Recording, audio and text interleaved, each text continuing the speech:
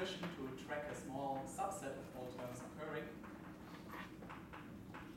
Let's only look at the tensor structure E1, E2, E3, E4, and check that there's no tachyon propagation associated with this tensor structure here. Following the prescription, we again have this Jacobian.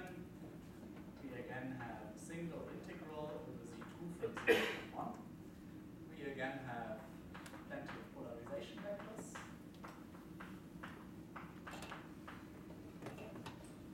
And let's put 3 and 4 to the -1 picture. So in other words, I'm taking alike ghost pictures for the gluons whose tensor contraction we study. Good. What do we have? Let me put the arguments as Z1 just as a subscript.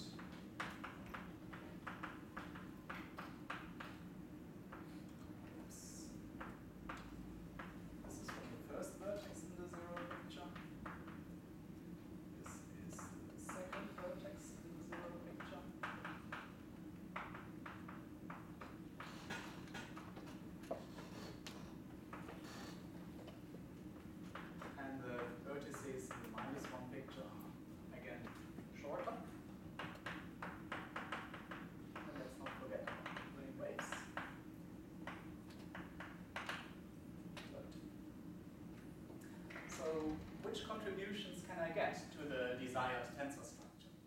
We have to make sure that a Kronecker in MN is produced and a Kronecker in PQ. I'm using the big contraction rules.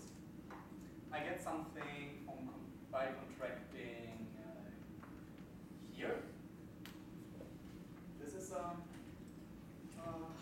Kronecker MN. And also I get a desired Kronecker here, or below. This is Kronecker PQ.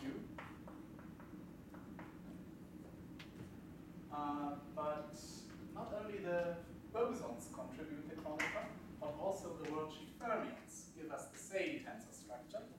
So here let's also look at the psi-psi contraction, which contributes. Okay, let me now be very pedantic about the amount of alpha prime. There is one factor of alpha prime if you do the dx's, but there are two factors of 2 alpha prime if you do the fermionic big contraction. And all of this comes with a minus sign.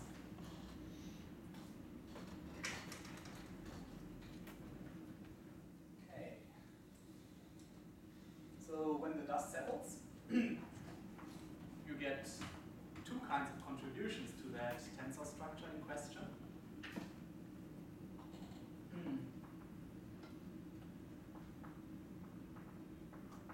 What they have in common is the associated z dependence. Once you send z4 to infinity, you won't see any more these guys and that guy here. But what will survive is, oops, I'm sorry, I forgot the Z12 square here. I mean, in both cases you do a contraction of total conformal weight 1. You produce 2 powers of Cij in the denominator. So at first, it looks like having the same trouble as before. This double pole which caused the tachyon propagation in the bosonic string case. But the important thing is,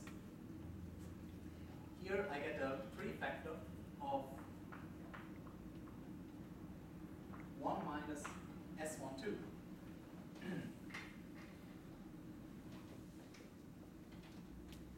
Namely the 1 coming from the dx and the minus S12 coming from the multi-psi.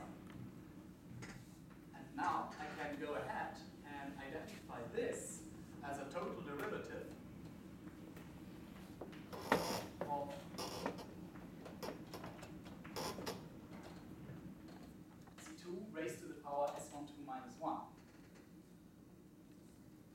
here this is one of the many occasions where it's wise to perform integration by parts. Let's flip the total derivative and make it hit the s to 3 instead.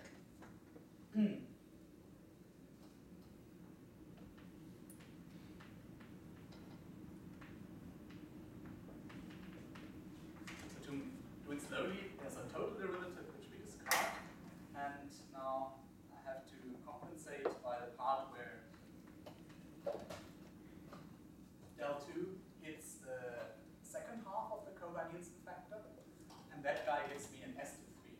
So here this s to 3 is just the exponent, which is brought down by the differential operator. Good. And what comes along with that is z2 to the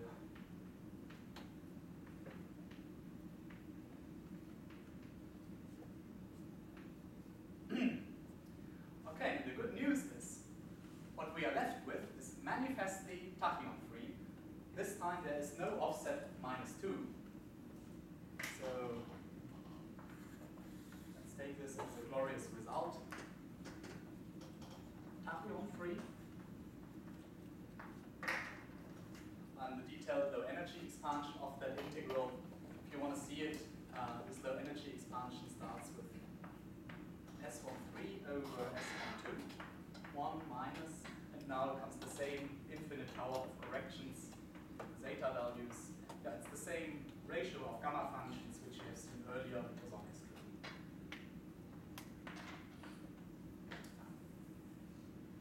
S12, S23, S13. Okay, time to wrap up.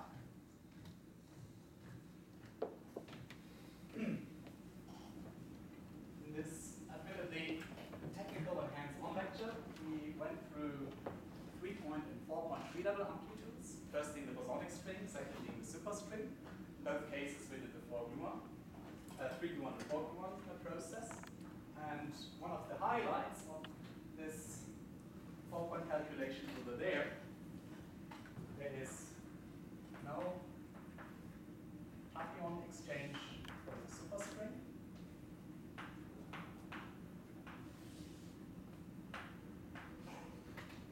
And this is a property of the vertex operators in the zero picture. As a standard tool in conformal field theory, one would consider the leading singularity, the leading short distance pole. And here the most singular term produced by these two is that double pole.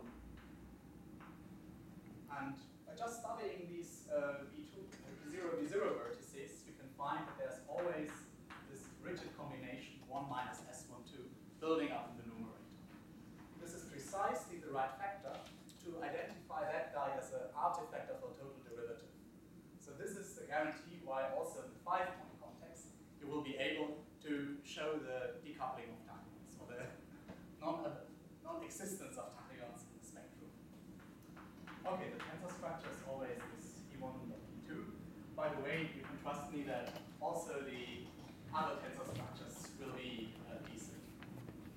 We have tachyon exchange. Okay, this was one of the concluding remarks. The other one is that even though we have just looked at one particular tensor structure, let me just remind you that if you take the overall 4-point amplitude together, you can factor out the Superstring tree. Also a color order one. And this goes along with this function f2, which we have discussed from different angles in the intro.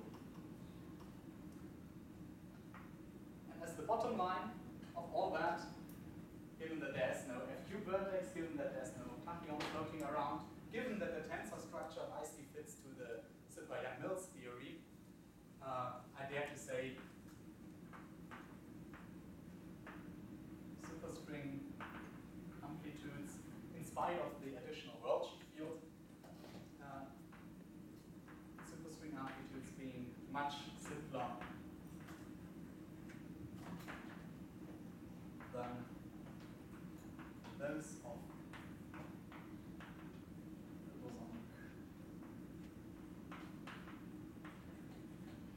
okay, so if you're looking for a stringy toy model of some scattering process, it's not always a good idea to look for the toy model in the